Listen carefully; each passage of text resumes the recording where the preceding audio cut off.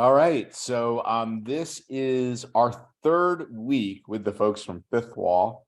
And I don't know, just real quick for, I guess, a show of hands or maybe a chat. Yes. Have you guys been here for one or two of the first sessions with them? They've been fantastic. I was there for the first one. You're okay. Sounds good, Gary. And then today, we are going to get into specifically incorporating cyber insurance into QBRs. Not all there. All right, Josh. And specifically, we're going to be talking about some very specific security controls that the cyber insurance questionnaires and policies are looking for. And with that, if some of you haven't been here, I'd like to introduce Will Brooks. And Will, I took a quick gander, but is Dustin here with us as well? Yep. All right, hey, Dustin, fantastic. So Dustin, why don't I have you go first, quick intro, and then we'll go to Will, and then I'll have you guys take over. In terms of agenda, just FYI, if we have time at the end, Liran is and Amanda are going to talk about some things around MFA, and they've got a question for everybody as well, some things they want to ask about. So that is what we have in store for today. So Dustin, thanks for joining us. Back to you, and give us a little overview of yourself. Sure. So my name is Dustin Bolander, down here in Austin, Texas. I am a two-time MSP owner, actually still own my second MSP, but about 2 years ago, I got sucked into the world of cyber insurance. So I split my time 50-50 these days between the MSP side and working with Will and his team. Okay, great. And then Will, thanks for joining us. If you could give a quick overview of what you do there at Fifth Wall, and we'll get right on into incorporating cyber insurance into QBRs.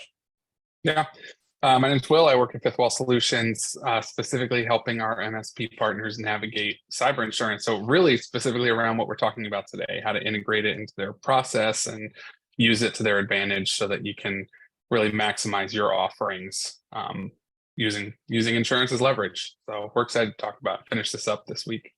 Yeah, awesome. Well, I appreciate your first few weeks here with us. You guys work with, I think the number we had your president on last week, Reed, close to 800 or so MSPs these days, where they bring you in. And maybe as we go through today, do you guys get incorporated into that QBR process? Do you help people navigate that ever in the literal QBRs themselves? Talk to us about that, and maybe just get it right on into today's conversation. Yeah, so go ahead. Sorry. No, I was going to say, so it's 50-50, I think, where a lot of MSPs will end up kind of running through all the training, use our content, have the conversation themselves. And then maybe we do come in if it's like, okay, they need to get an updated policy, things like that. But one of the nice things on insurance is really a type of regulation. That's the easiest way to think about it. So one of the really nice things about it, though, is if you do bring our team into the QBRs, at that point is you can game plan a little bit beforehand. So like, say I'm getting ready to go into a QBR with a customer, and I call Will and I'm like, hey man, I've been trying to get these guys to get 24/7 EDR. We have hunters ready to go. And so that's one of the things that I know on the insurance side, they're wanting to see it. I've been talking to them about it. So then Will gets on with the customer.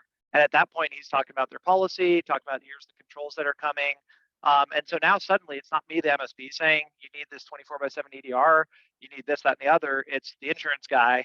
And so that just resonates a lot more with the clients. Unfortunately, this is Dustin, the MSP speaking. It's annoying. It's dumb. Like, we're the security experts, right?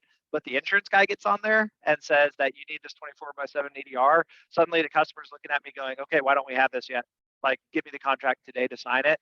So there is, whenever you're trying to make kind of these specific final pushes on certain security controls, getting somebody, Will or somebody else from his team on the call with the customer is great, because they're the regulator in the customer's eyes. So suddenly they're the clients, Will says jump and the client looks up and says, how high do we need to jump? So again, 50-50. They're the proverbial stick in this whole thing, huh? Yep. All right.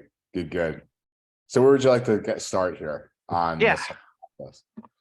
All right, so I want to kind of run through the controls again real quick because that's one of the pieces that we're going to touch on today. So 1 second. Yeah, Share while this. Dustin's bringing that up, just to recap, last week we hit on some objections that you're going to hear, just helpful communication points to say, hey, when you bring this up to a client, when an MSP recognizes that they can use this as leverage and they start to talk about it, a lot of time clients still say something like, oh, I already got my insurance guy down the street or something, and think of it as insurance sales. And really what we want to convey today is that you're not selling insurance, you're using insurance to sell your product. And that's the key here. But if the objections happen and you're not really sure how to navigate that, then you kind of lose that carrot because they'll just kind of push it off. So that's kind of what we covered last week. And now it's going to say, hey, how do we really integrate this? So you're actively road mapping these controls and actively road mapping the things you need to get done for your client around like renewal dates and expiration dates and all that kind of stuff, because it'll alleviate a lot of tension and time lost that happens during the normal kind of reactive renewal phase. Yeah, that's a key point. So we always have, everybody's like, how do I make money at this?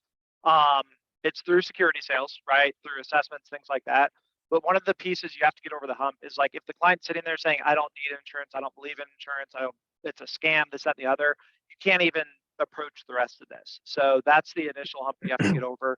Thankfully, a lot of, requirements coming out around it. That's much less of a conversation these days.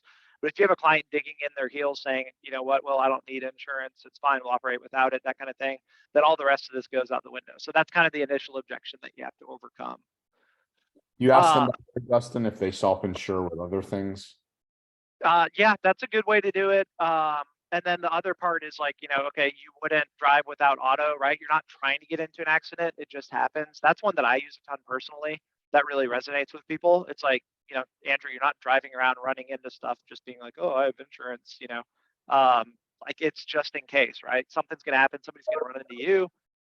Stuff comes up. You got to be prepared. Yeah, I just, and then I love again, by the way, this is an open mic, right? So we want to hear from you guys as well. But I'm always, because I think this is really telling, Gary, you're not shy, but any of the other MSPs too, really what is the risk mindset, right, of your customer? Because I think that's very telling, right? Like, so tell me more about, I'd want to be very inquisitive, right? So you're interested in self-insuring. Can you tell me, do you do that in other areas of your life or your business? And how did you come to that conclusion when it comes to cyber? Has anybody had those types of conversations?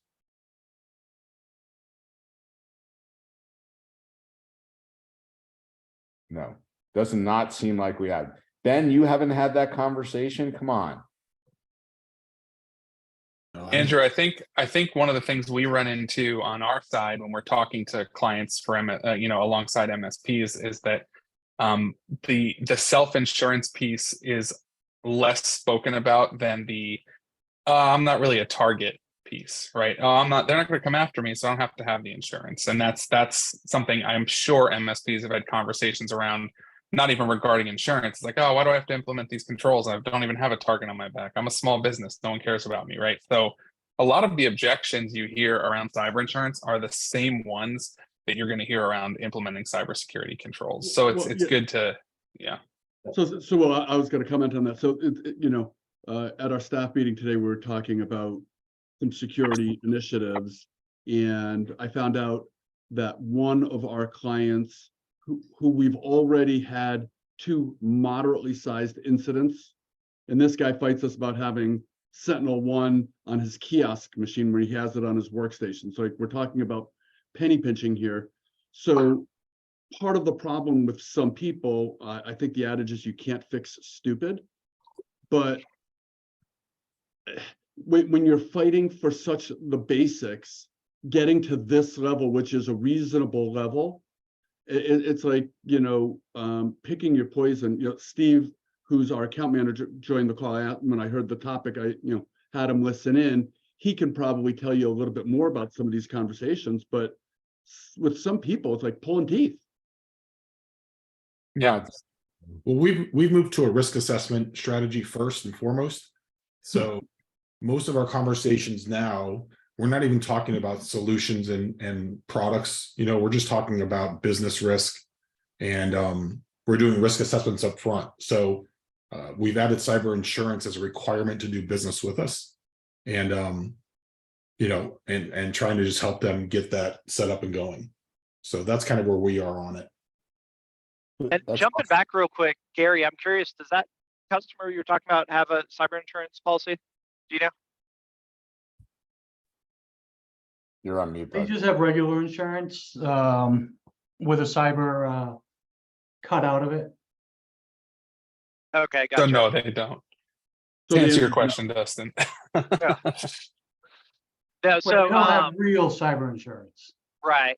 So I guess kind of two pieces on that. The first one would be that, you know, if they did, then that makes it to where, you know, you can use this, the cyber insurance as the stick with them, right? Is like, okay, look, they're starting to want this EDR on everything going into your next renewal that we know we're seeing this, you know, the experts at Fifth Wall, blah, blah, blah, but that this EDR needs to be on all the endpoints. Insurers are no longer happier that it's on a couple points because now they can hit those ones where it's not and jump across the network, right? So it's not just me, Gary, and Steve saying this, guys. It's insurance is requiring this. The other side of it, I'm guessing the machines where he doesn't want it, it sounds like those are some kind of production ones. Is that correct? No, it's a public kiosk. They have a kiosk in the lobby. And the interesting part about it is one of their incidents, they actually did have Sentinel-1 on. And retrospectively, the threat actor was in the environment for 3 or 4 months. And looking at the logs, there were several milestone events that we were able to find out retrospectively that stayed under the radar because they were insignificant. They would have been stopped with zero trust, but you know, that's a whole different story. So he's already been hit and he's seen this, but this kiosk machine, well, it's just sitting in the lobby. Nobody else touches it. Well, if somebody finds a way to break out of the kiosk mode, now they've got a gateway into your computer. And we're talking about $12 a month, dude. Right. You know, it's Yeah. a problem. I'm gonna go back to your original statement of, yeah, I don't know if that's fixable. That's pretty rough. Sorry. Well, we had another client that, we offered a free pen test for. They totally refused, didn't want us to touch it at all. Doesn't even want to know. What? Yeah. Well, I was going to ask a question, but Dustin, let's get back to the QBR because I think it's really interesting in terms of just, you know, again, we're going to deal with mindset and you know, this is we're really dealing, you know, what isn't sales all psychology, really? I mean, all human interaction is psychology. So it's on us to get better. I hate to say it, but it really is. Yeah, So, and this yeah. makes it on in a couple areas specifically that the insurance is almost a cheat code. So, you know, you guys saw this the first week. These are the core controls that we're seeing across the 40 carriers, right? Multi-factor, good backups, sorry, the frequency of it, security awareness training, so on and so forth. But I wanted to go through a couple pieces to where you can use insurance is just a really good, I'm going to steal Andrew's thing, just the psychology of it is awesome because two of the biggest ones on here is, you know, multi-factor. I hate it. It's annoying. I don't want to have it on, that kind of thing. So if you have a client that does have a policy, so at my MSP, we require our clients to have it in our contracts. At that point, what our help desk is trained to do, if somebody says, I want to turn off multi-factor, the help desk says, I'm sorry, we can't do that. Your cyber insurance requires it. That's the frontline response. 95% of tickets get closed at that point. They go, okay, thanks, bam, done. It's like, oh yeah, insurance said, cool. We still get some objections. At that point, it goes to a virtual CIO, that kind of thing. And we recently did, I have no ego, so I'll admit to you guys, is we found out one client didn't have a policy because it was like the CFO and they said, haha, we don't have insurance, turn it off like I told you to. But whenever they do have the policy at that point, you can push back using that. And I'm telling you guys, just, it works great, right? I can't turn off multi-factor, insurance requires it. I'm sorry, bam, done. So that's one of the biggest areas just where I've personally, stress levels benefited from it. And then the other one is on the local administrators. This is coming up more and more. It's not a required one yet, but it's starting to get there. That's the same thing because every client hates that. Will got tortured by that recently too, and was not happy about it, where it's like, we got to roll back administrator, right? Sorry, guys. Again, at that point, it's like, man, insurance is requiring this. I'd love to not have to do it, but we have insurance is making us do it. We can roll out auto elevate, something like that, that'll make it a little bit easier for you. But those are two of the ones that I've seen are the biggest bites with customers. I don't know if everybody else here are using the same kind of thing, but that seems to be, it's like the, I want to say the easy ones, but it's like, man, if you just do these two things, this is such huge defenses and it's such a kind of quick and easy thing to do. It's not rolling out this big complicated tool. And the impact from it is so great that being able to say, blame insurance almost, right? Use the psychology of insurance, push these two through is really good. Same thing with patching, right? We can't do downtime. It's like 90% of businesses, yes, you can. We need to be doing this patching, so let's go ahead and get something scheduled. Pushing that as well, right? We got to get this downtime done. That's a zero cost thing to you, zero cost thing to the customer to make that happen. And so now you get to blame insurance and say, hey, this is what we got to do. We got to schedule that downtime window sometime in the next 30 days. Dustin, has this driven more revenue from policy creation as well? Almost a VCISO type consultative role. Like I've heard that from some of the, I was just at Kaseya Connect and talking to some of the MSPs there that I know that are, I would say, in the 250 to 350 range per seat minimum. Their work has become again, it's assessment heavy, and policy focused and much more business focused on the critical assets and processes in the business. But has this driven more of that in your organization? Yeah, absolutely. And we've seen that. Somebody said earlier that I think it was Ben was talking about, being assessment heavy and focusing on that. So there's kind of two ways to tackle these controls. We're going to go into this a little bit more with the QBR piece, but you definitely have to get a little bit more hands-on, right?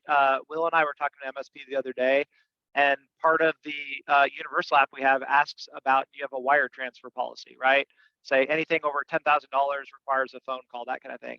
And he said, Dustin, we're doing their IT. I don't deal with this, right? But it's part of the phishing, right? You're protecting people from phishing. So Right. There's some overlap there. And if you go and have that conversation with the client, you suddenly just went from IT guy to risk advisor, right? We moved up that value chain. We're the trusted advisor, pick your phrasing on that. So yeah, going through this and pushing outside of the pure technology side of it, like Andrew said, getting into those policies, a little bit more risk management, is suddenly it's not, we're paying $250 a seat for an IT guy. We're paying $250 a seat for our, risk advisor, IT cybersecurity company that does it. So yeah, a lot of value there, a lot easier to justify that higher seat price or a paid assessment. So I said earlier, there's two ways we're seeing people be successful. So my MSP personally, we went higher seat price, it's rolled in, but we're seeing a lot of people that'll roll a risk assessment around this. So it's like, all right, it's time for the, annual cyber insurance prep. It's going to be this $1,500 risk assessment. We're going to run through these 30 controls, make sure your policies are up to snuff, things like that. It's so great to see that, Ben, 3 to 350 a seat. I mean, and again, it's how we view things. I mean, the fact that you're sitting there saying, well, where the MSP was saying we're the IT person, we're not supposed to, why would we be talking about, wire fraud? It's the same kind of conversation, Dustin. That would be like saying, so you don't talk about, acceptable use of your corporate machines. You don't talk about onboarding and offboarding with the HR organization. Like this we're in such a unique time frame. And to me, it's the most exciting time frame ever for MSPs, because it's really elevated our ability to get into all facets of the business. Yeah, it's almost another, like if you remember MSP 2.0, right? I don't even remember going back, but it's like, Andrew, when do you think the security became like not the cutting edge, but it was like we all had to do that security shift, probably like 2015, 16, I think was where it really became you were still on the leading edge, right? is that's almost sort of where we're going into in this next phase is think of right now, if you're saying I'm not doing policies, I'm not doing business discussions, think right now is like, if you're looking at these other MSPs that are saying I'm not doing security, that's going to be the discussion. And, you know, I'm going to guess, here's my hot take for the day, like 3-4 years out, right? Like 2026, 2027, if you're saying I'm not doing policies, I'm not doing business outcomes, stuff like that, that's going to be like right now, the guys that are sitting there saying, I don't deal with security. I'm not a security guy, right? You got to have an answer for it. Your clients are somebody else is going to swoop in and take them. You're going to lose trust. You have to be able to have that conversation, even if it's leveraging a partner. You know, you got to have something. You got to have that answer for your client. Sure. Yeah, in our good fit call, with our ops guy, it's like a 20-minute call. There's not one question about tech. He mentions these exact things. Do you have a DR policy? Do you have cyber insurance now? Have you ever had any breaches before? Any incidents? Everything is revolved around incidents, you know, and business risk and stuff like that. We don't even have technical call, you know, until we're done with the risk assessment. You know, we actually see what the risk, you know, the things are, but everything is based around the business. The whole entire first beginning of our process is all business related. Is that you, Ben, talking? Sorry. Yeah. That's so awesome. I mean, and like what just, I don't know if you ever like thought about it this way, but since you're doing that, how much per seat do you think that's added? Like by having that versus not having that conversation? We've gone from per seat pricing to, I mean, we have per seat obviously internally, but it's, you know, it's just a single line item now. So we're saying, hey, we'll protect your company up to 50 people for $15,000 a month at, you know, 300 a seat internally, right, is how we price it. But that's basically what it looks like to the client. And we're getting, you know, we're right now, I mean, we're not very big, but I'm in the middle of 7 risk assessments right now. We just signed 4 people 2 weeks ago, and these are all 300, 350 a seat in, you know, internal pricing. So Love it. You know, but it's all around the business risk, right? And there's added costs, obviously. It's not like, oh, you know, I throw a $2 agent and a $5 antivirus and I'm, you know, running. I mean, our cost is almost $100 a seat. Right. You know, with tools and everything you need and manpower to manage the, you know, because you got to manage the policies, you got to manage the, you know, the DR plan and all that stuff has to be done. And so there's a bunch of new things you have to add, but your actual, you know, headcount profit margins are going up. And then of course, you know, the actual bottom line dollar amount is going up, way up. So, you know, we went from 125 to, you know, 300, you know, 350. So big jump. That's so cool to hear. And last thing I'll say about this, and Dustin, hand it back to you, is when you think about it too, Ben, it's really not a far leap. Like if anybody had any pushback, say, hey, look, it's not for everybody, but let me ask you a question. Let's say you decided to, you know, do this yourself. You need and you wanted to do it lean, right? You need an IT person. So let's say you get a junior level IT person at what, 70, 75,000 fully loaded. And then what, a security advisor that, you know, quote unquote, somebody that's a director of security at about 2, like it's a steal. When you think about it. And for us, it's not even about that. You know, the question really is, you know, hey, you're a $20 million organization. If you went down, even if, you know, even with insurance and stuff like that, if you went down, you're down on average 26 days. How would your business function 26 days with no bank account, no way to pay your employees, no way to fund ship, you know, no way to ship product, no way to sell, you know, like no way to process anything for 26 days. You're out of business. So you're $20 million. So when you look at it from that perspective, and we say, hey, we're coming in at a, you know, at 100 grand a year to protect your $20 million business, to them, it's a no brainer.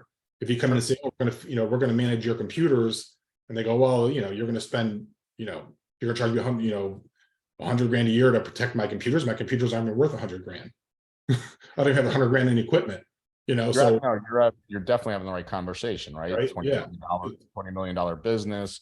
They're probably generating what, you know, 50, what would you do? $5,000 a day in revenue. Those are the kind of questions we get into, and you don't have to get into the weeds on it, right? It's, what would you do if your bookkeeper wired, you got $1 million in the bank? What if she wired or he wired 450,000 to the wrong vendor? What would you do? How would you know what happened? When would you find out? You're dead. Your business is out of business. Good stuff.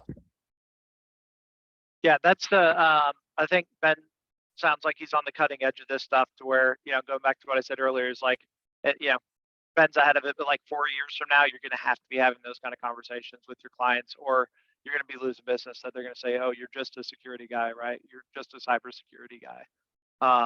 Let's hope we Sorry, start. I was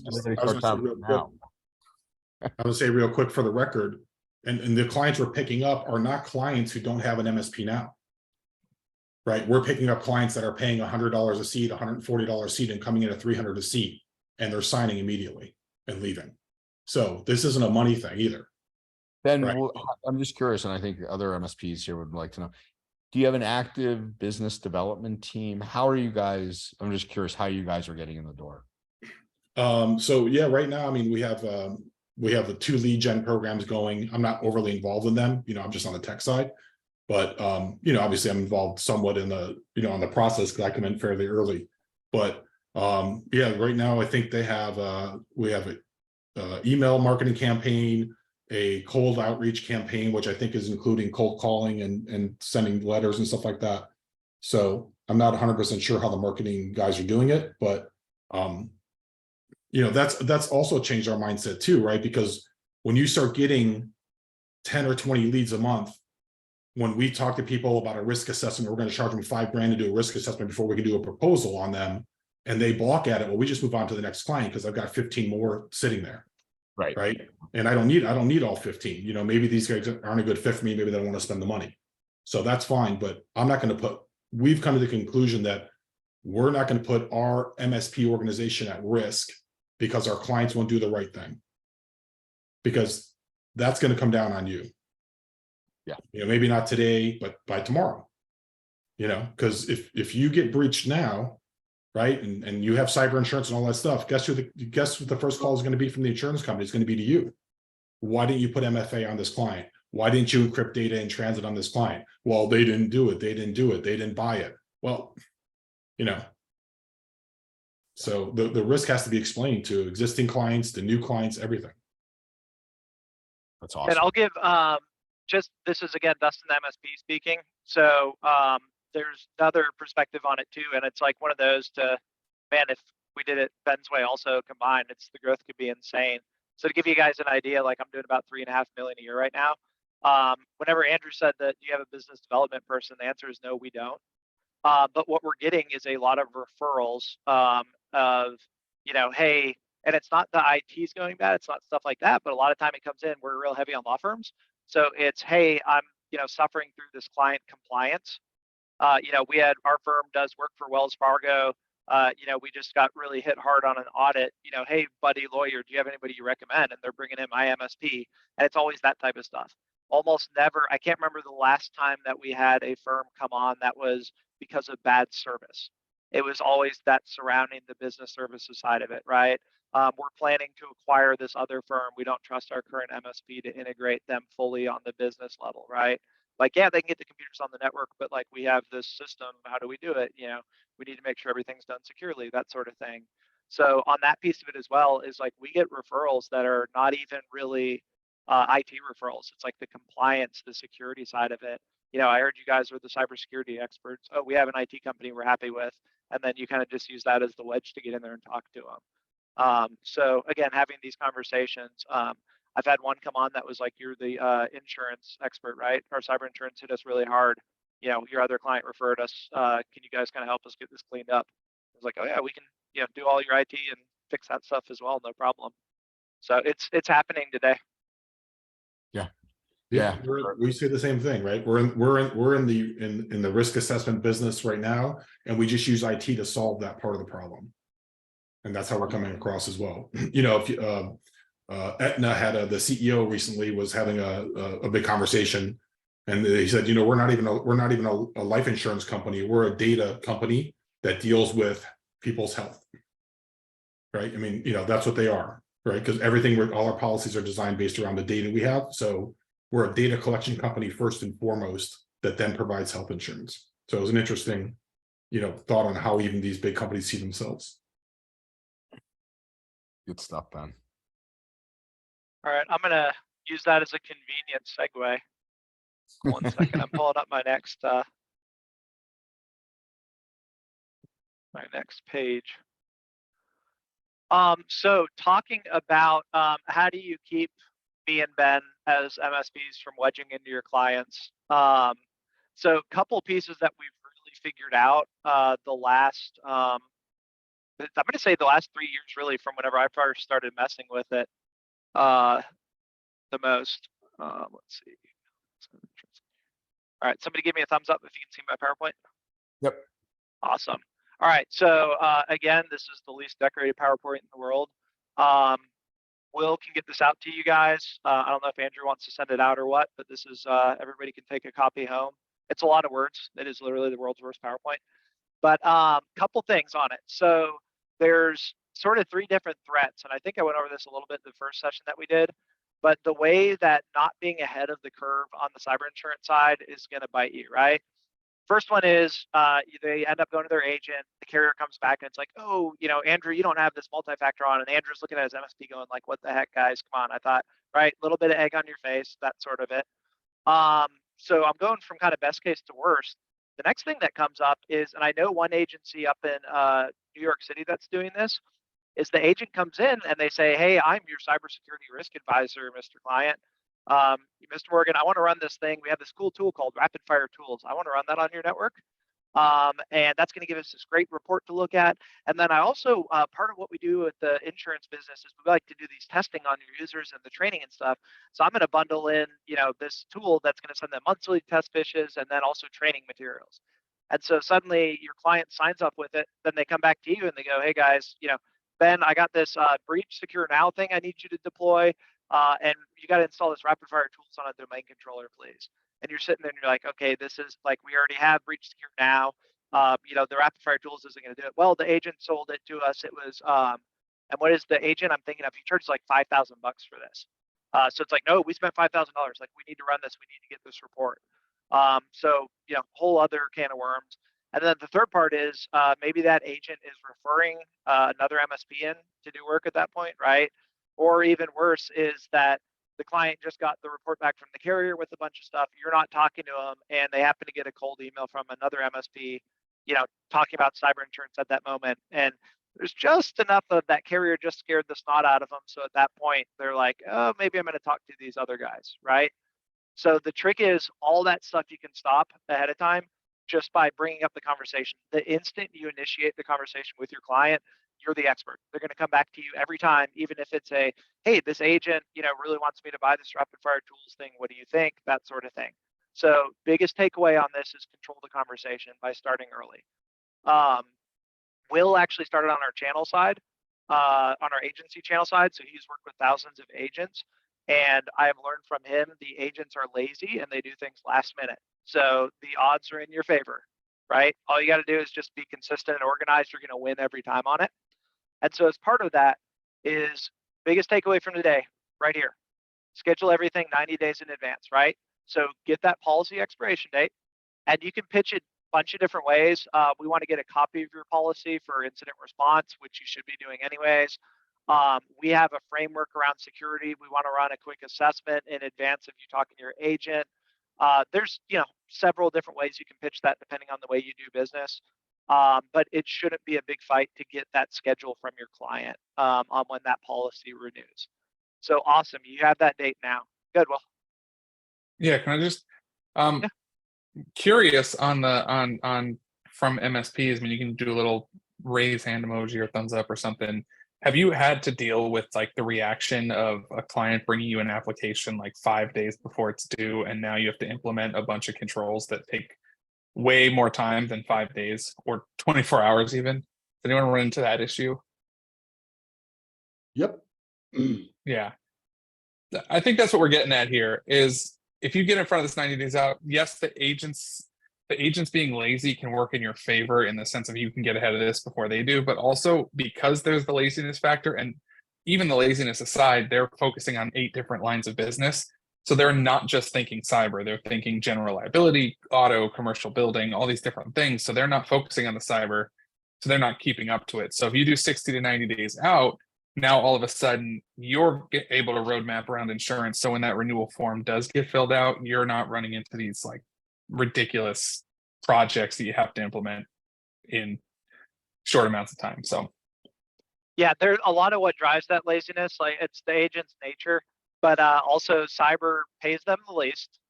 It's still not as much as general liability, stuff like that. And then it's also extremely complicated, right? Think of like auto insurance. Most other kinds of insurance are pretty set, right?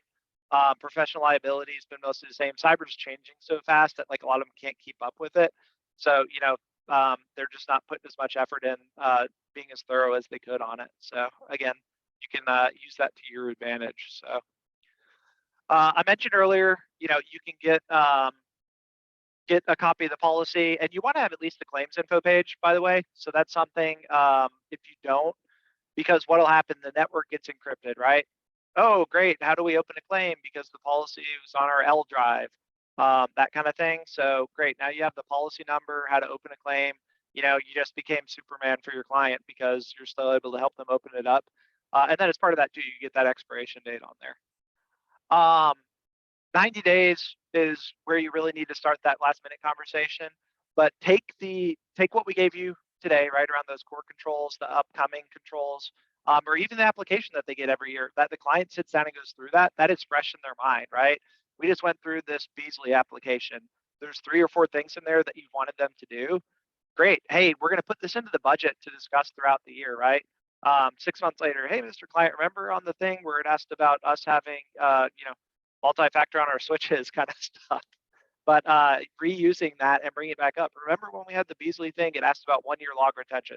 You know, I want to talk to you about the SIM thing again and revisit, because remember this next year when you renew, it's going to be on that application again, right? Start kind of building that stuff out over the years, over the year rather. So I mentioned 90 days in advance, free newsletter. So there's shameless plug, but keep abreast of what's going on in the industry, right? These new controls are starting to come. That way, Will mentioned earlier, the worst thing in the world is that, you know, hey, you got 2 weeks till renewal. They're telling you that you need to have this thing turned on, right? And suddenly you're scrambling on top of all the day-to-day work, the projects you already have booked, and you just got a ridiculous deadline because insurance decided to do things last second.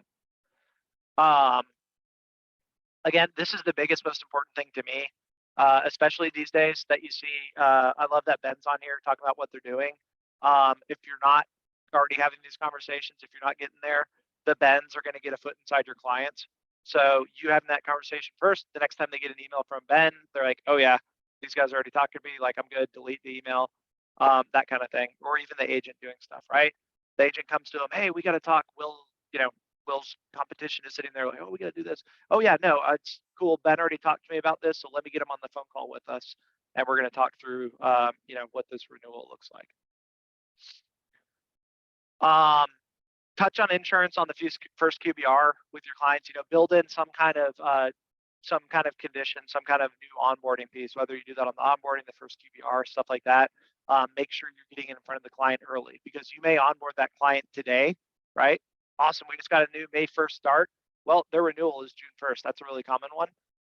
So suddenly you're having to scramble, as not only are you in the middle of onboarding, but then the last week of May that it's like, oh yeah, insurance said we need to have this thing deployed too by June 1st.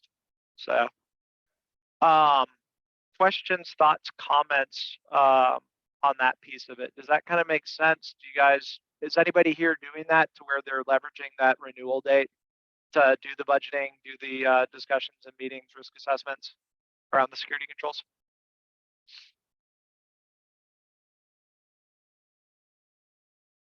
Will be now. All right. Again, I think I've already kind of talked through all this. Just again, insurance, it's that carrot.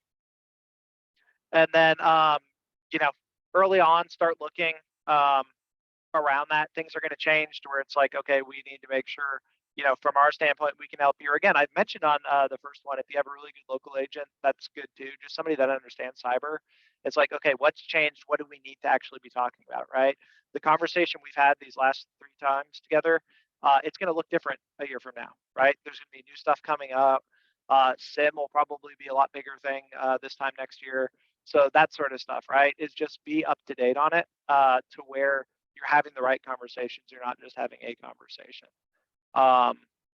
Dustin, Yeah. is it more around log retention, not necessarily? Can it just be like, if at the end of the day, a good log retention system, you know? Yes. Okay. Yep, they're wanting to see, 90 days and then 1 year are kind of the 2 things that we're seeing right now. But they're starting to realize on the incident side, on claims, there's so many situations where it's like, we don't know when they got in, we don't know how long they've been there, that kind of thing.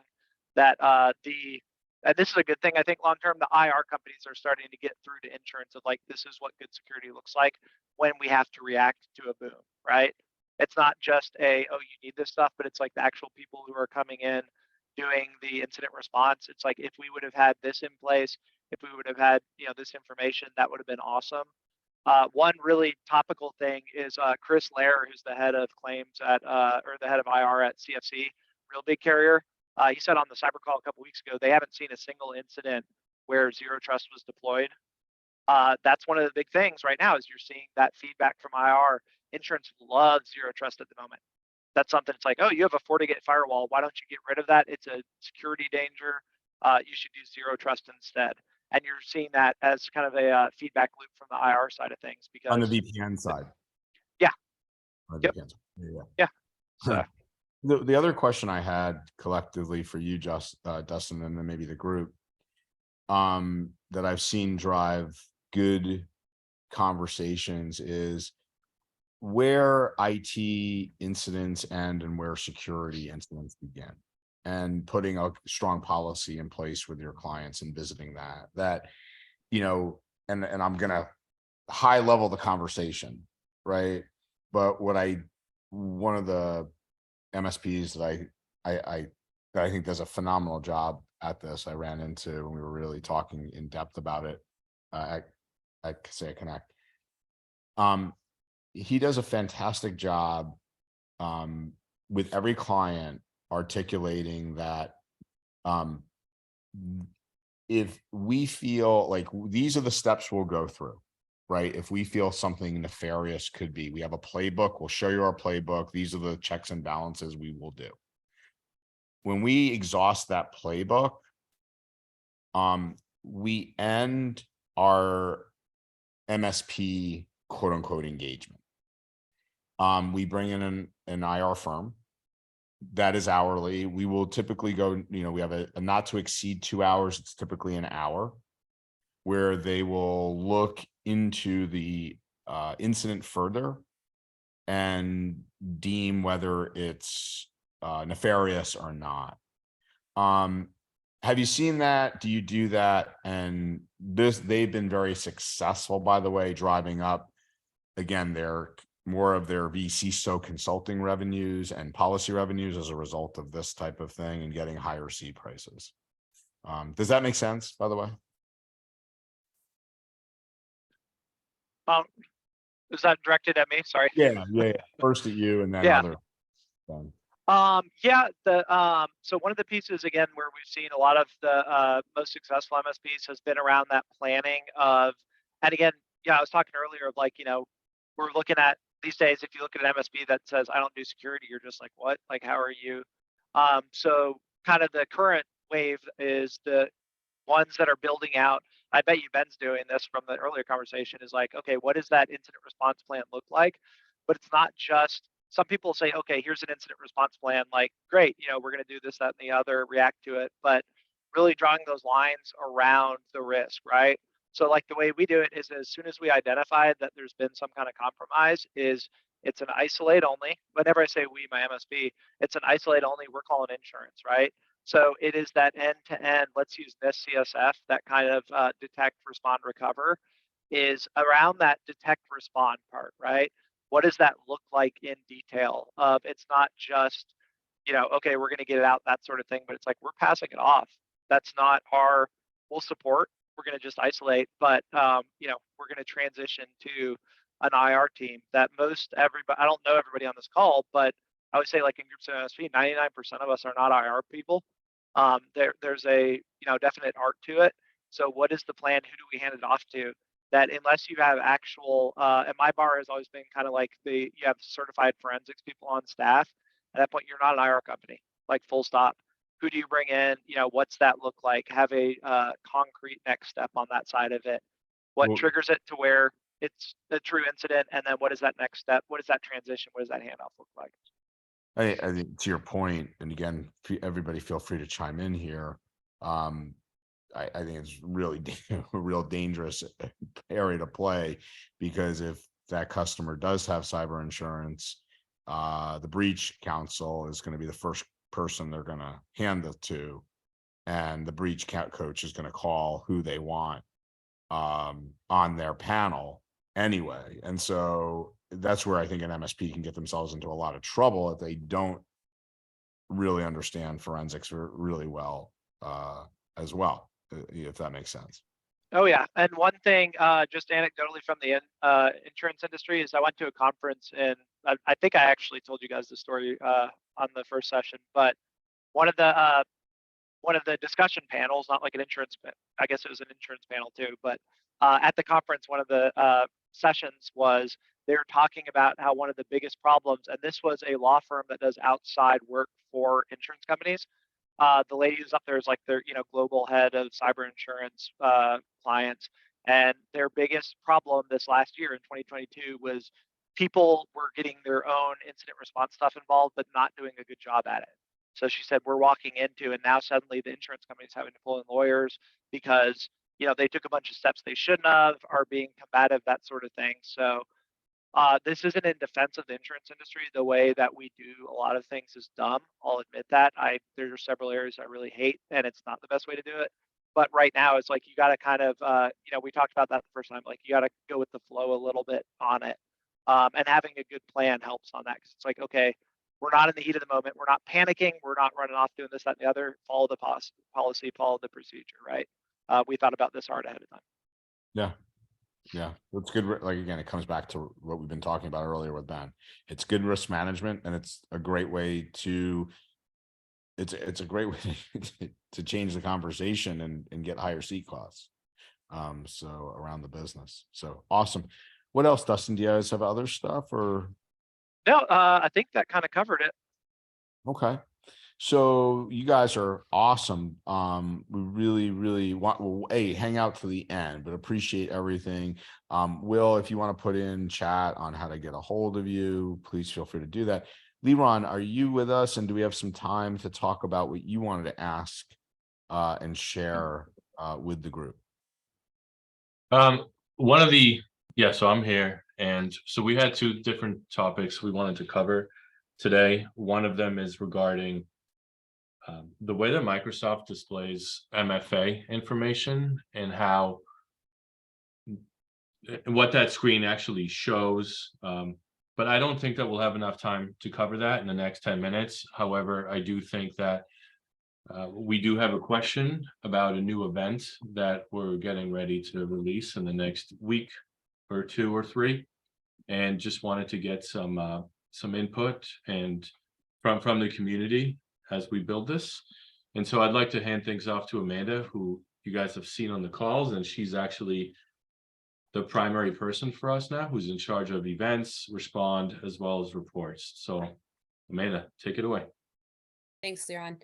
Yeah, we're working on an event specific for MFA authentication failure, so that you'll get that as an individual event. And as we were reviewing it the other day, a thought came across: when we have an MFA authentication failure from outside approved location, where do we think that default severity should be? So right now, the default severity is low for any MFA failure. And so you can then obviously make it as noisy as you'd like in your own instance, but we're just thinking, if you have an MFA authentication failure from outside approved location, do you think that warrants something more like medium or critical? And just wanted to hear everybody's feedback on that. Got it. So anybody have feelings on that? be awesome to hear what you guys are thinking. Yeah, I would, for me, an authentication failure or MFA failure in my area, I screw things up all the time because I'm only half paying attention.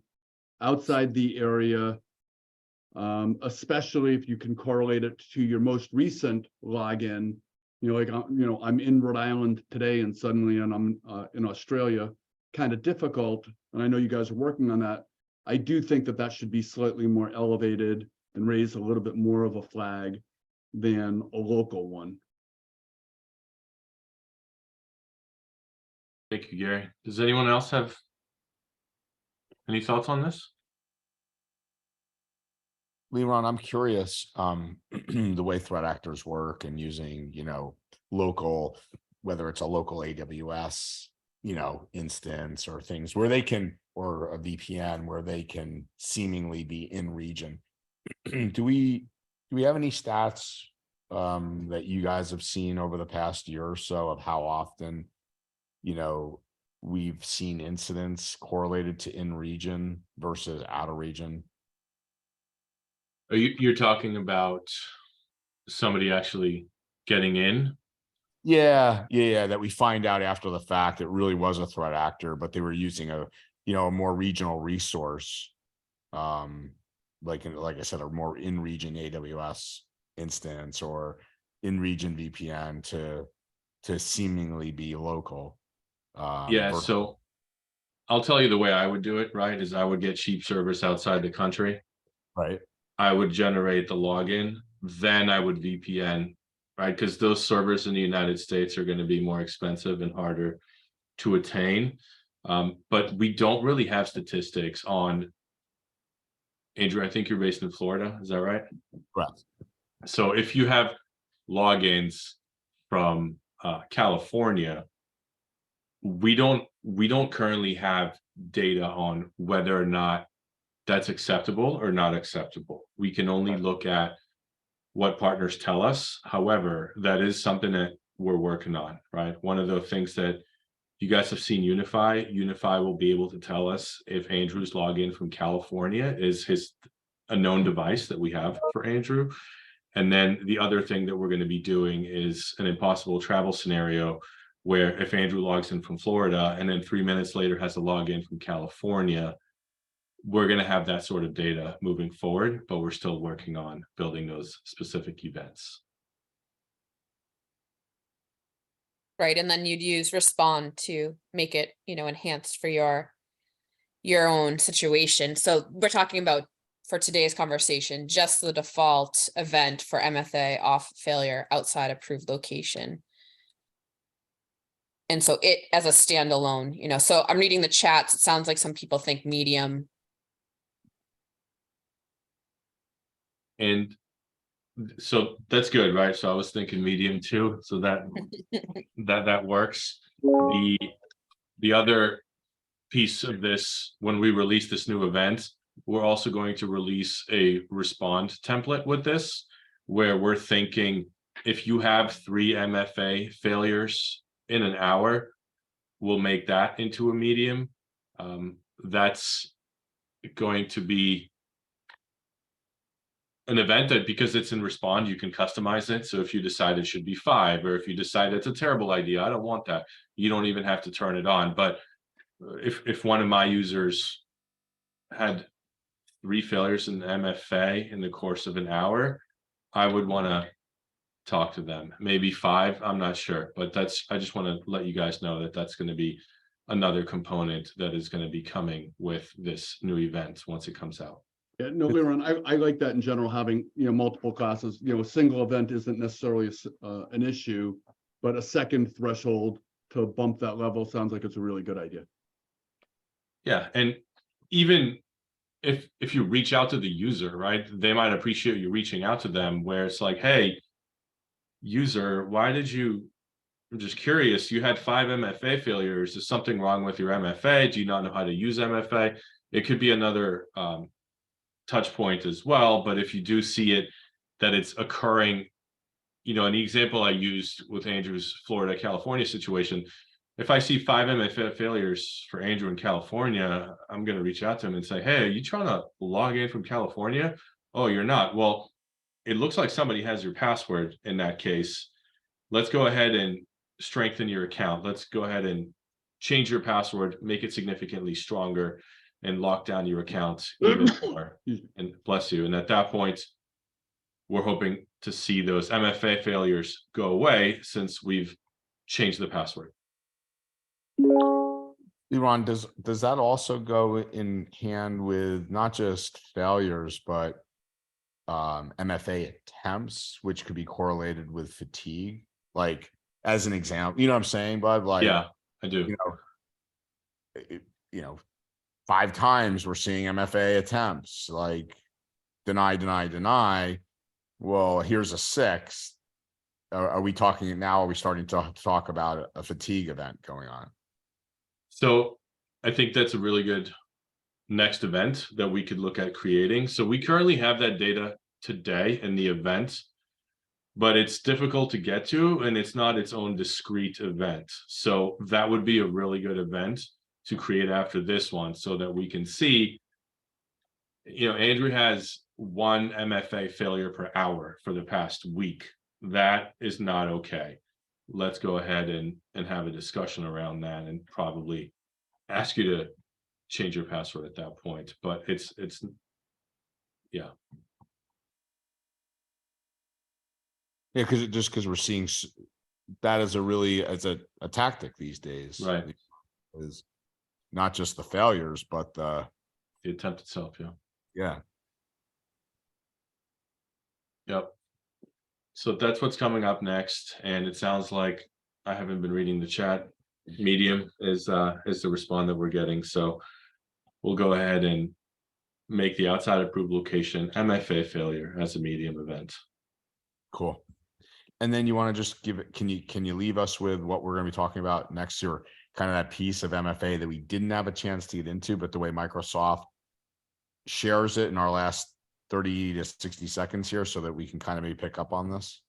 Yes. So there is a Microsoft screen. If you go to security.microsoft.com, you can go and you can get a list of all your users, and MFA can be disabled, enabled, or enforced.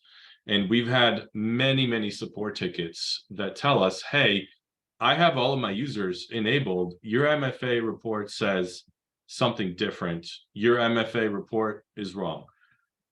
Amanda did a case study where she pulled like 17 different examples. We compared it against the UI. We compared it against the API data. More importantly, we compared it against what the actual user's account is doing. And that screen does not accurately reflect the actual user's MFA status, whether it is on or not. So we want to show you guys some examples of what that looks like. Interesting. Which would be an interesting, maybe we take it a step further, Liran, in our next thing to look at even does that mean is Microsoft Secure Score potentially off also? Yeah. I really, it's so without going too deep into this, but that screen is it's literally enabling your account for MFA. That is all that it's doing. But we've been kind of conditioned when we look at something like that we think, oh, enabled means that you actually have it turned on. So it's a funny little play of words, I guess. But I think it's important to understand that the information that you're presented may not actually be what you think it is. You might think that your users are protected because you went and you did this, when in reality, they may not be. Interesting. Good stuff.